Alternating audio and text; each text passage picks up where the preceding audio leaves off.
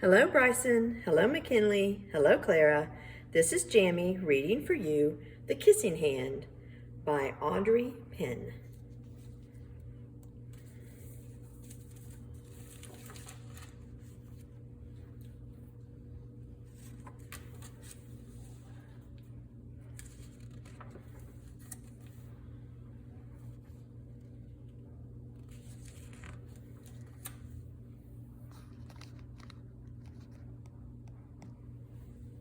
Chester Raccoon stood at the edge of the forest and cried.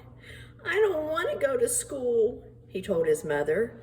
"I want to stay home with you. I want to play with my friends and play with my toys and read my books and swing on my swing.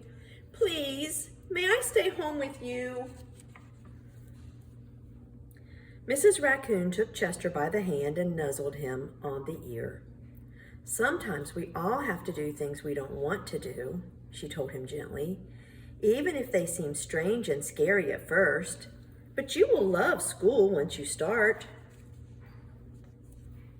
You'll make new friends and play with new toys, read new books, and swing on new swings. Besides," she added, "I know a wonderful secret that will make your nights at school seem as warm and cozy as your days at home." Chester wiped away his tears and looked interested. "A secret? What kind of secret?"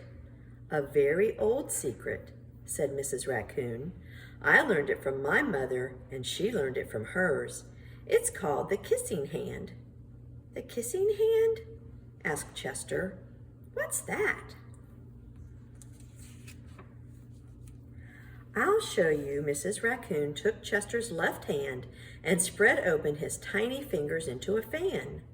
Leaning forward, she kissed Chester right in the middle of his palm. Chester felt his mother's kiss rush from his hand, up his arm, and into his heart. Even his silky black mask tingled with a special warmth. Mrs. Raccoon smiled. "Now," she told Chester, "whenever you feel lonely and need a little loving from home, just press your hand to your cheek and think, 'Mommy loves you, Mommy loves you.' And that very kiss will jump to your face and fill you with toasty warm thoughts." She took Chester's hand and carefully wrapped his fingers around the kiss. "Now, do be careful not to lose it," she teased him. "But don't worry. When you open your hand and wash your food, I promise the kiss will stick." Chester loved his kissing hand. Now he knew his mother's love would go with him wherever he went, even to school. That night, Chester stood in front of his school and looked thoughtful. Suddenly, he turned to his mother and grinned. "Give me your hand," he told her.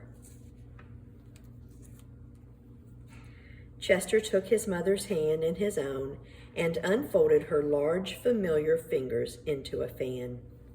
Next, he leaned forward and kissed the center of her hand. "Now you have a kissing hand too," he told her.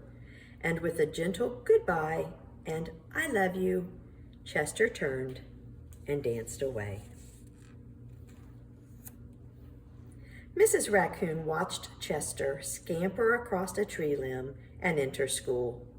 And as the hoot owl rang in the new school year, she pressed her left hand to her cheek and smiled. The warmth of Chester's kiss filled her heart with special words.